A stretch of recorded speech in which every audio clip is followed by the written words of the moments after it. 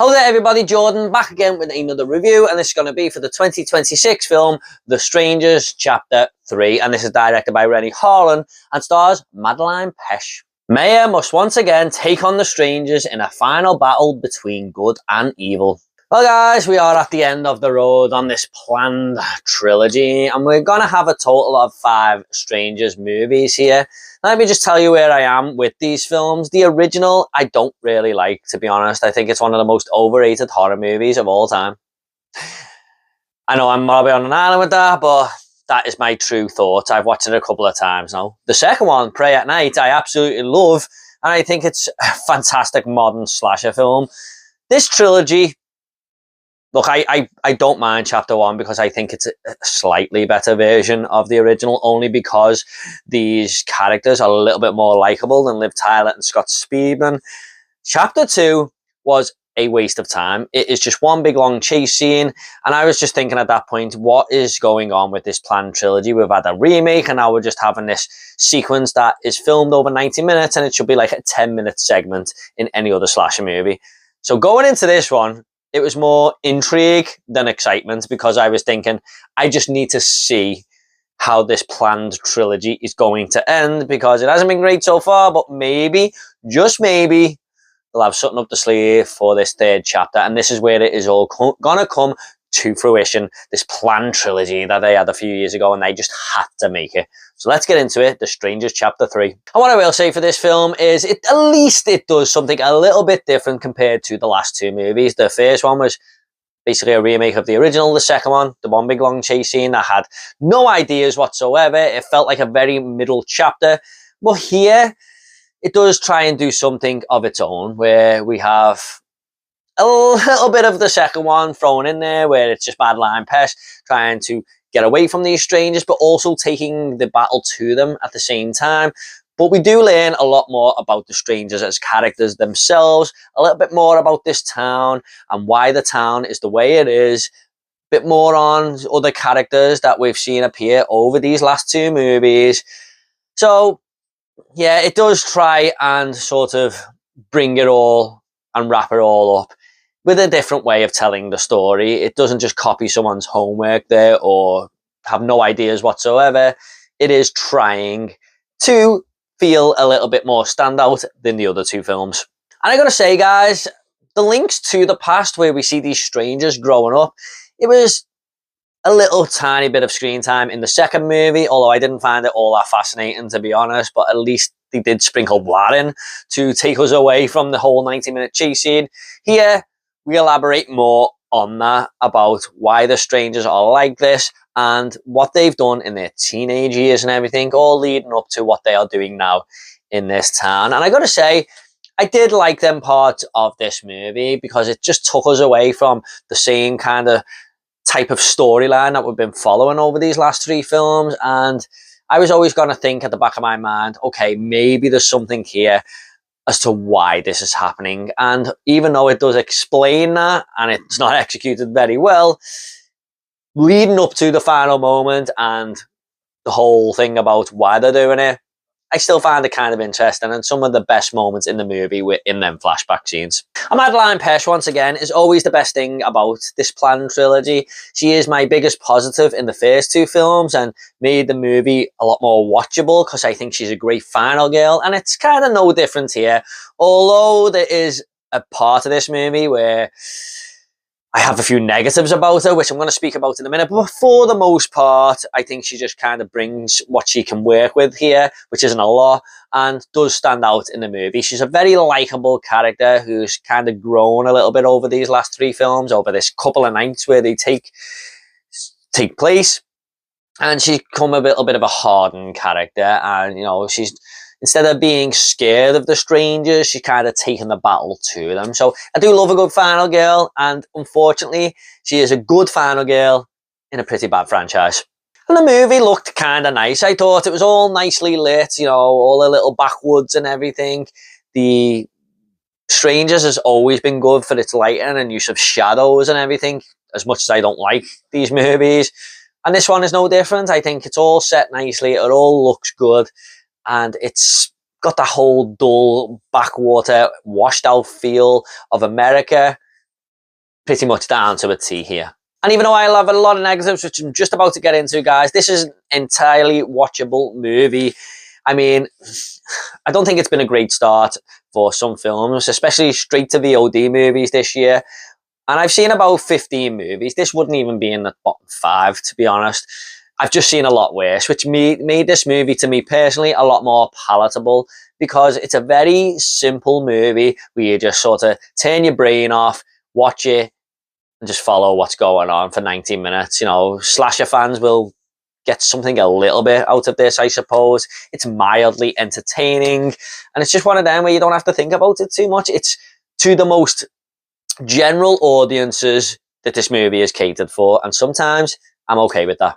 Now, guys, before I get into my negatives, I'm just going to have to warn you all that I am going to talk spoilers here, because even though in every review I do, I try to dance around spoilers, it's going to be pretty damn hard for me to not have a little rant about this movie without getting into spoilers. So I'm just going to let you know now, if you want to watch this movie without spoilers, let me just say there are plenty of negatives, and then positives that I've just said are the only positives I can find about the film. But here's all the bad stuff now. So that's your spoiler warning right there. 3, 2, 1. Spoilers, negatives, here we go. First off, the writing here is god-awful. Now, more on this planned trilogy in a minute, but just this movie alone, we do find out that the strangers have been able to be doing what they are doing because the whole town turns a blind eye to it, because one of the strangers is actually the sheriff's son, and he's sort of in control of this whole town and everything. So everyone that you see in the diner in the first movie, the second movie, and this one, all are in on these strangers, and just let them get on with it, because they don't really kill any of their own. They only kill outsiders. And at the start of the movie, we do learn that there's about 400 people in this town, from the girl who works at the inn, who is also one of the strangers. And basically, that just made me think, no, not all of these people would just go about their daily lives and not tell the authorities in a different town or whatever that these people go around murdering people. So it's like a big, gigantic secret amongst the hundreds of people.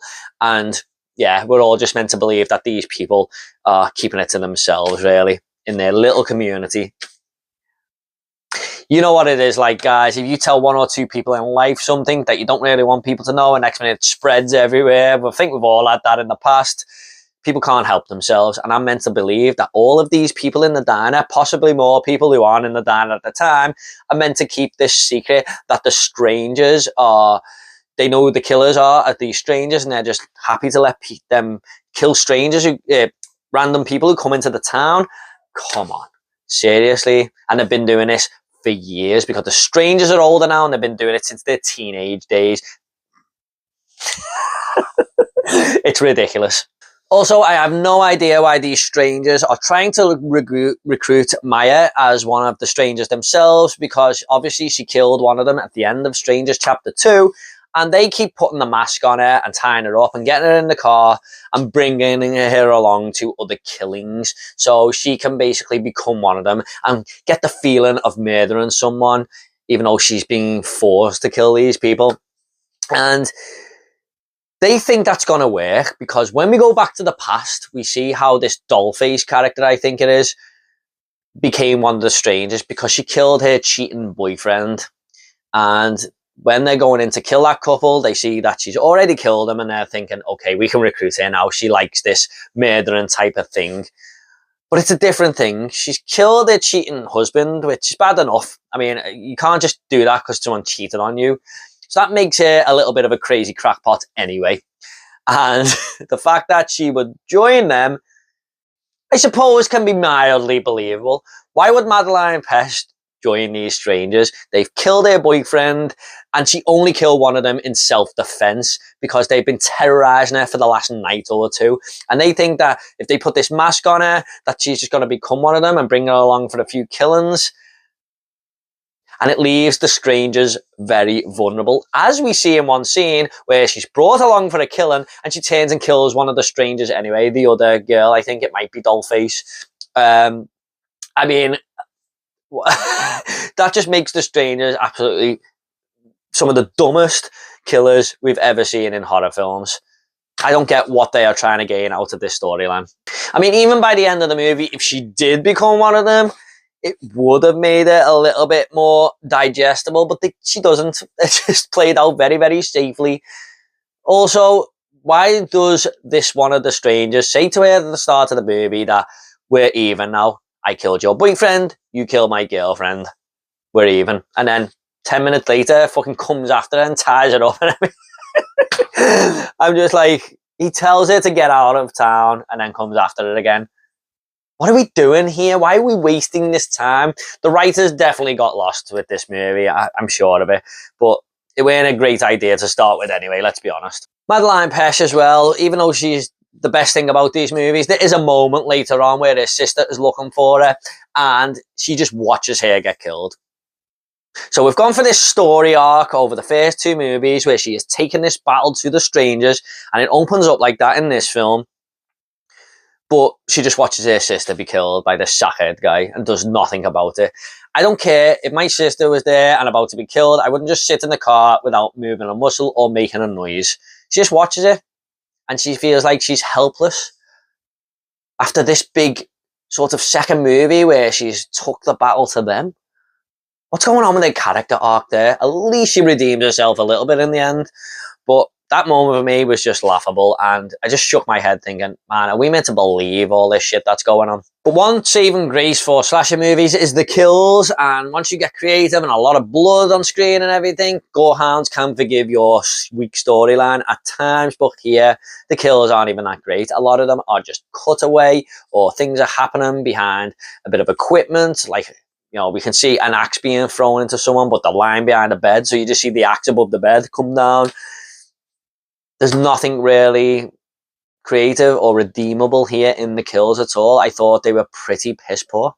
Final guys, what the hell was the point in this trilogy? Seriously. We done a remake, we done one big chase scene, and then we done pretty much a standard third entry slasher movie that does something a little bit different with the Madeleine Pesch character and a little bit of backstory, but that's it. Nothing too grand or anything. This could have been one big gigantic film. It really could have been. They could have made a 2.5 hour film out of this with all these little best parts of 1, 2, and 3 put into one movie. And it still probably would have sucked. But I'm just saying, there is no way that this should expand over a full trilogy. It is baffling how this movie got made. These 3 movies, should I say. All I can think is if it's a very low budget to make them and it's a cash grab. Rennie Harlan should know better. He's made some good movies in the past, but these 3 ain't one of them. I'm just going to go ahead and rate this movie now, guys. I'm going to give The Strangers Chapter 3 a 4 out of 10. Bit of a generous score, to be honest, but I've seen a lot worse this year. And like I said, in the positives, it's an easily digestible film, despite its faults. So sorry I had to get into a few spoilers there, guys. I mean, it was the only way of explaining my grievances with this film. What did you think of The Strangers Chapter 3? Please do let me know in the comments down below what you think of this trilogy. Are you a fan? I've seen a few people who actually like these films, so let me know. And please give this video a like and subscribe to this channel if horror is your sort of thing. Thanks so much, guys. You all take care, and I'll see you all in the next video.